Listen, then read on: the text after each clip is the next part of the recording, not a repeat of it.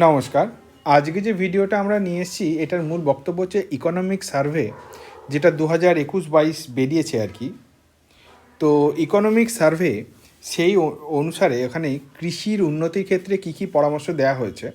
শুধু এই ভিডিওটা না, আমরা এরকম শিল্পের উন্নতির ক্ষেত্রে, ব্যবসার উন্নতির ক্ষেত্রে ইকোনমিক সার্ভেতে যা যা বলা হয়েছে আমরা এইভাবে ভিডিওস নিয়ে আসবো। তার কারণ হচ্ছে ইউপিএসসি মেন পরীক্ষায়, যেটা 2020 সালেরটা 21 সালে হয়েছে, 21 সালেরটা 22 সালে হয়েছে জানুয়ারি মাসে। তো সেইটাতে একটা ইকোনমিক সার্ভে থেকে কোশ্চেন এসেছিলো, যেটা খুবই ইজি কোশ্চেন এসেছিলো। তো সমস্ত ছেলেমেয়েদের কথা ভেবেই যারা ইউপিএসসি পরীক্ষার্থী তাদের জন্য এই ভিডিওসটা আনা হয়েছে। তো এখানে যেটা বলা হচ্ছে, ইমপ্রুভমেন্টের জন্য এগ্রিকালচারাল সেক্টরকে কীভাবে ইমপ্রুভ করা যায়, ডাবল বা ফার্মার্সদের ইনকাম কীভাবে ডাবল করা যায়, এই ধরনের বিভিন্ন পরামর্শ এখানে দেওয়া হচ্ছে। তো এর মধ্যে হচ্ছে যেগুলো কিওয়ার্ড হচ্ছে crop diversification, start up, private funding in focus, এগুলো এর মধ্যে বলা হচ্ছে। তারপরে আমরা আরও দেখি, জাস্ট এখানে ছবি দিয়েছি যাতে আপনার একটু জিনিসটা দেখতে ভালো লাগে। সার্ভে হাইলাইট করছে need for new tech like drones, artificial intelligence আর increasing agriculture research and development, এইগুলো এখানে ব্যবহার করার কথা এগ্রিকালচারের ক্ষেত্রে বলা হচ্ছে। তো দেখুন, এখানে প্রথমে আপনাকে বুঝতে হবে ভারতীয় চাষিদের কাছে জমির পরিমাণের কীরকম রয়েছে। জমিটা খুব ফ্র্যাগমেন্টেড অবস্থায় রয়েছে, মানে আমার পিতাশ্রীর কাছে 10 বিঘে জমি আছে, আমি 2 ভাই, তাহলে সেই হিসাবে দুজনে 5 বিঘে করে পেলাম। কিন্তু দেখুন, যদি একসঙ্গে অনেকটা জমি একত্রে চাষ করা হয়, 1 হেক্টর 2 হেক্টর, তাহলে সেক্ষেত্রে চাষের বীজ বা অন্যান্য ইনপুট কস্ট কম পড়ে। কিন্তু ওই 2 বিঘে জমি চাষ করতে বা 5 বিঘে জমি চাষ করতে ইনপুট কস্ট বেশি পড়ে। তার ফলে কৃষকদের অলওয়েজ লস হয়, জমি থেকে অতটা ইনকাম হয় না। অর্থাৎ তুলনামূলকভাবে দেখতে গেলে আমরা যদি রিপোর্ট দেখি যে 2003 সালে এক একজনের অধীনে জমি ছিল 0.725 হেক্টার্স, এখানে ভেক্টর হয়ে গেছে কোনো কারণে, এটা হেক্টার্স। সেটা বর্তমানে 2019 সালে হয়ে গেছে 0.512। অর্থাৎ আপনি যদি দেখেন 15 থেকে 16 বছরে 1.25 হেক্টর থেকে এখন গড়ে এক একজন হোল্ড করছে জমি, কৃষি জমি 1/2 হেক্টর অ্যাপ্রক্সিমেটলি। এবার 1/2 হেক্টর জমিতে কত আর চাষ হবে আর কত কী হবে, তাও গড়ে অন অ্যান অ্যাভারেজ কথা বলছি। তাহলে ছোটো ছোটো ফার্ম টেকনোলজির ওপর ডেভেলপমেন্টের চিন্তা আনতে হবে। ছোটো ছোটো যে টেকনোলজি ফার্ম যেগুলো আছে, তারা তো হিউজ ক্যাপিটাল ইনভেস্ট করতে পারবে না। তাহলে এমন কিছু টেকনোলজি যেটা ছোটো ফার্ম সেক্টরে হবে। তার মধ্যে ক্রপ ডাইভার্সিফিকেশান রাখতে হবে। গভর্নমেন্ট মিনিমাম সাপোর্ট প্রাইস দিচ্ছে। মিনিমাম সাপোর্ট প্রাইস দেওয়ার কথাটার মানে হচ্ছে যে সরকার মানে কৃষকদের থেকে একটা নির্দিষ্ট দামে কিনে নেবে, যেটা মোটামুটি 1.5 গুণ হয়। ধান এবং গমের ক্ষেত্রে এটা খুবই প্রযোজ্য, অন্যান্য ক্ষেত্রেও টোটাল 23টা ক্রপের ক্ষেত্রে সরকার নিয়ে এসছে। এবং শুধু এটা একা করলে হয়, রাজ্য সরকারকেও সঙ্গ দিতে হবে। তারপর গিয়ে কাজটা হবে ডাবল ফার্মিং ইনকাম, মানে কৃষকদের ইনকামের ডাবল তখনই হবে যখন রাজ্য এবং কেন্দ্র উভয় সরকারই একসঙ্গে হাত মেলাবে। তারপর আমরা যে একটু কালারটা চেঞ্জ করে নিই।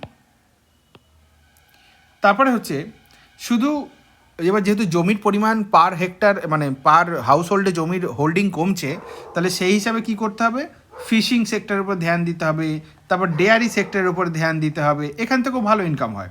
তারপর ধরুন এগ সেক্টর বা এই ধরনের যে মুরগি পালন, হাঁস পালন, এইগুলোর উপরে খেয়াল করতে হবে, যেগুলো ইকোনমি মানে একদম এতে বলা হয়েছে আর কি, ইকোনমিক সার্ভেতে বলা হয়েছে।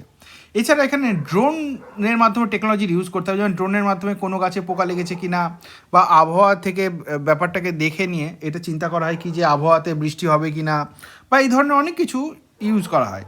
তারপর ধরুন আর্টিফিশিয়াল ইন্টেলিজেন্স, মানে বিভিন্ন জমির অবস্থান নির্ণয় করে আবহাওয়ার বার্তা, মানে আবহাওয়ার যে সমস্ত জল হাওয়া যেরকম রয়েছে সেগুলোকে ডেটা অ্যানালিসিস করে যে বৃষ্টি হবে কি হবে, কোন ক্রপ কোনখানে ইউজ করলে কি হবে। তো এই সমস্ত use of new technologies, artificial intelligence, decision making system, agriculture research and organic farming. দেখুন, এখন সারা বিশ্বজুড়ে কেমিক্যাল ফার্টিলাইজারকে দূরে সরিয়ে দেওয়া হচ্ছে এবং চেষ্টা করা হচ্ছে কি যে কম খরচে মানে কি বলে, এবার নর্মালি হচ্ছে আপনি যখনই বাজারে গিয়ে মানে যেটা হচ্ছে অর্গ্যানিক ফার্মিংয়ের মাধ্যমে যে ফসল উৎপন্ন হচ্ছে সেটা কিনতে যাবেন, সেটা খরচ বেশি পড়ে। তার কারণই হচ্ছে কেমিক্যাল ফার্টিলাইজার কমে পাওয়া যায়, কিন্তু ওইগুলো নয়। তো survey suggested reduction in the use of chemical fertiliser and use of low cost organic manual, অর্থাৎ কি না কম খরচের জিনিসগুলোকে ব্যবহার করার। আর স্টার্ট আপ করতে বলা হয়েছে। ভারতবর্ষে টোটাল 83খানা স্টার্ট আপ আছে যেগুলো $1 বিলিয়ন অ্যাচিভ করেছে। তার মধ্যে 63খানা 2021 সালেই করেছে, কিন্তু সবকটাই আইটি সেক্টরে করেছে, সার্ভিস সেক্টরে করেছে। কিন্তু এগ্রিকালচারের ক্ষেত্রে সার্ভিস সেক্টরে খুবই কম স্টার্ট আপ আছে যেগুলো হয়তো $1 বিলিয়ন এখন অ্যাচিভ করেনি কিন্তু কাজ করছে। তো সেই হিসাবে মানে ইকোনমিক সার্ভের বক্তব্য হচ্ছে যে কিছু কিছু স্টার্ট আপ যেটা এগ্রিকালচারের ক্ষেত্রে করা উচিত, একদম নেই বললে ভুল কথা বলা হবে, কিছু কিছু আছে, কিন্তু সেটাকে আরও বাড়ানোর জন্য, সেটাকে আরও বেটার করার জন্য এই স্কিমটা আনার চেষ্টা করা হচ্ছে, মানে পরামর্শ দেওয়া হচ্ছে যেন করা হয়। তারপরে কোভিড-19 ক্ষেত্রে সমগ্র অর্থনীতি মোটামুটি প্রভাবিত হলেও যে সেক্টরটা প্রভাবিত হয়নি সেটা কৃষি। কোভিড হোক বা না হোক, এই এগ্রিকালচারের এই সেক্টরটা এক্সপেক্ট করা হচ্ছে কি 3.9% গ্রো করবে, যেটা কিনা 2021-এ 3.6% গ্রো করেছিল।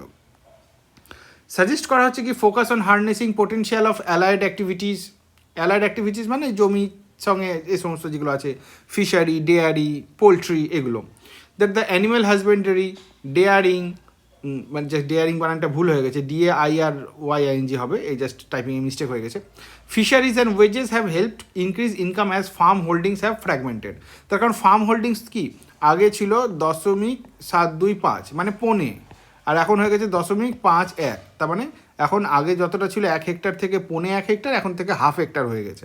তাহলে সেক্ষেত্রে এই জিনিসগুলো না করলে কৃষকের ইনকাম বাড়বে না। কৃষক ক্রমাগত জমির কাজকর্ম ছেড়ে দিয়ে শহরে এসে ভিড় করবে, শহরে বস্তি গড়ে উঠবে, শহরে অস্বাস্থ্যকর পরিবেশ গড়ে উঠবে, মানুষ সুযোগ সুবিধা পাবেন না, এবং গ্রামে যদি কৃষি থেকে মানুষ সরে যায় তখন শহরের মানুষরাও খেতে পাবে না।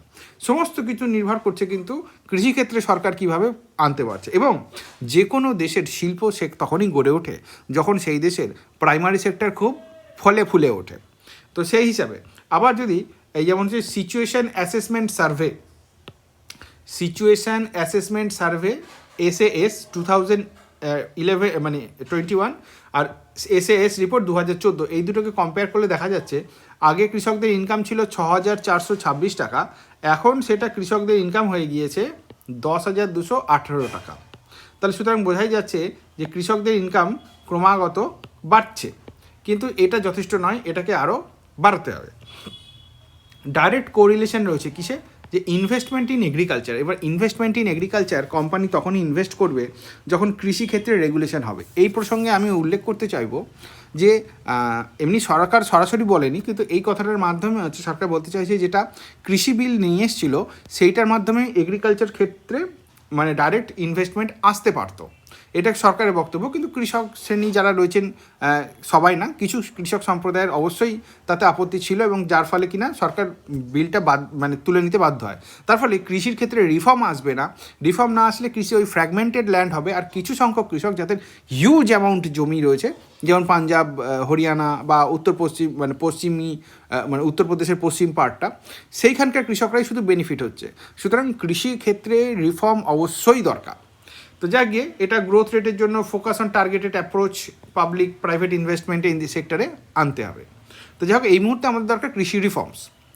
আর এই টেক্সটটা যদি আপনি পেতে চান আমাদের হোয়াটসঅ্যাপে মেসেজ করবেন, আমাদের গ্রুপ আছে, অ্যাড করে দেবো, সেখানে আমরা এগুলো শেয়ার করে থাকি।